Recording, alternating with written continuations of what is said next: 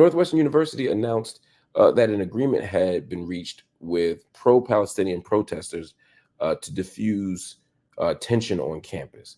For several days, protesters have been consistently criticizing the university for uh, uh, failure to divest from Israel. They're basically saying y'all need to divest from Israel.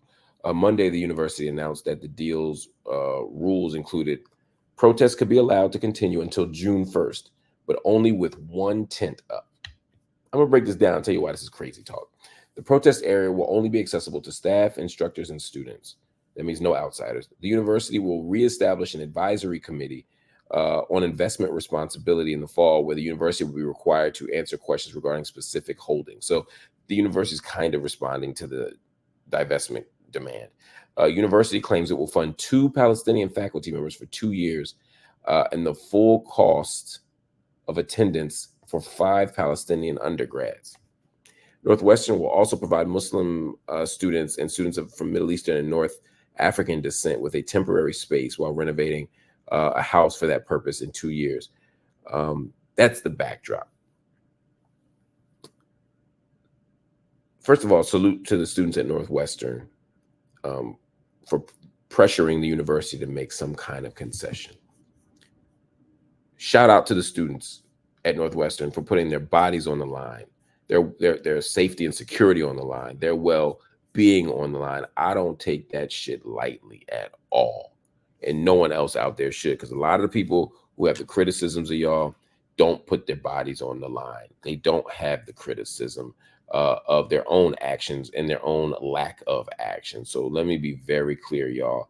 I salute you students for working. I salute you students for protesting. I salute you students for putting the spotlight on the misery in Gaza and for challenging university to do better, because universities don't make moves unless they're forced to make moves. So please don't take this as a diss at all. But let's be clear, this was not a good plan.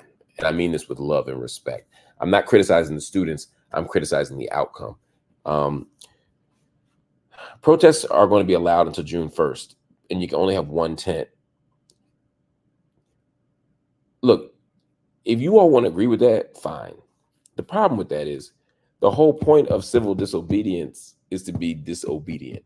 The whole point of speaking up and protesting is to challenge power. It's to make the powerful uncomfortable. If the powerful give you a protest area and say, go over there and protest, that is not civil disobedience anymore. I mean, it still creates a spectacle. It still will draw some attention. But if I'm just in my corner protesting, that does nothing.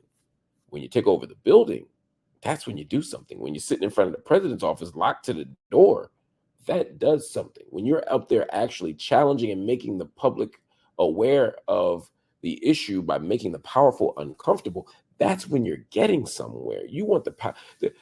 If you stay in a protest square and you just march around with your little signs for 6 months or a year, university at some point is going to be like, all right, they're over there and they protest. They'll even see it as a badge of honor that we allow free speech, because they're allowing the free speech with nothing at stake.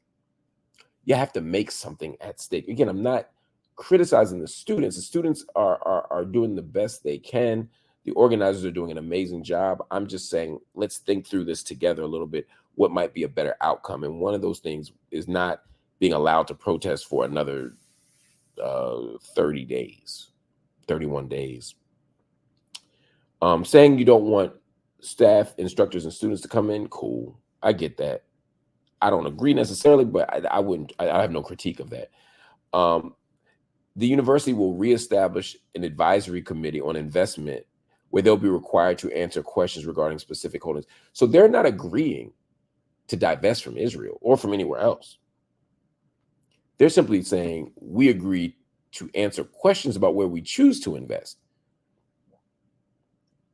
That's not enough. The university must divest from Israel. It's that simple. The university must divest from Israel. I don't know how else to say it. The university must divest from Israel. And if that isn't a core demand and a core outcome, then you haven't won a divestment fight. Now, I'm not saying the whole struggle is pointless, because there's lots of reasons to struggle. There's lots of reasons to protest on this issue alone. There's multiple streams of issues and things we should be speaking about. But what we cannot do, what we must not do, what we will not do is pretend that oversight of the university's investments is the same as controlling the university's investments. The ask is that the university divest from Israel. Now, let's be clear, because some people out there saying, why do you have to divest from Israel? Because that's been the call from Palestinian civil society. These students aren't saying, we hate Israel, let's divest, let's take the money out. They are responding to the call from Palestinian civil society to boycott, divest, and sanction any institution, not individual, but institution that is complicit in the oppression of Palestinian people. It's that simple. And so in the same way that we had a call placed upon us to divest from South Africa, from South African apartheid, to not fund South African apartheid. And so we demanded our universities divest from South Africa. We now have the demand from Palestinian civil society. People say, why are they picking South Africa? Why not Cuba? They always say, why not South Korea? Why not North Korea? Why not Saudi Arabia? Look, if a call tomorrow comes from North Korea, excuse me, I promise you, I will divest. The moment a call from Saudi Arabian civil society calls, I will boycott. From the moment,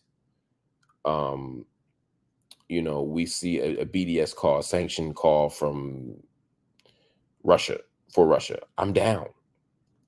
And in fact, I make my own individual choices now, regardless of that call.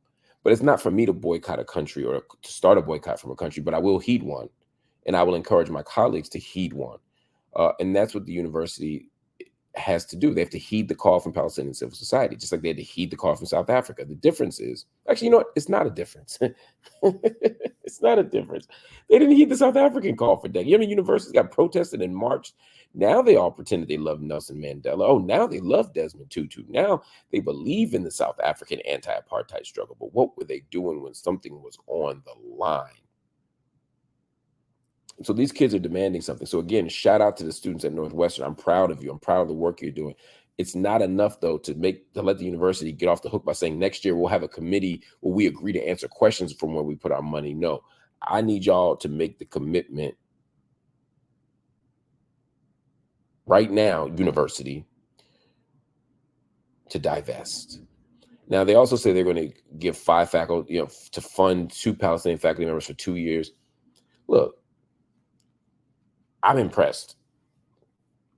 Pay the full cost of attendance for 5 Palestinian undergrads. Look, good for them. I'm impressed. The longer and more sustainable these funding streams are, the better. But look, y'all got something. And I want y'all to understand, any young person here watching it, when you fight, you win. And you won't have any wins that you get unless you fight for them. So keep struggling, keep organizing, keep building, keep fighting. We are going to get somewhere, y'all.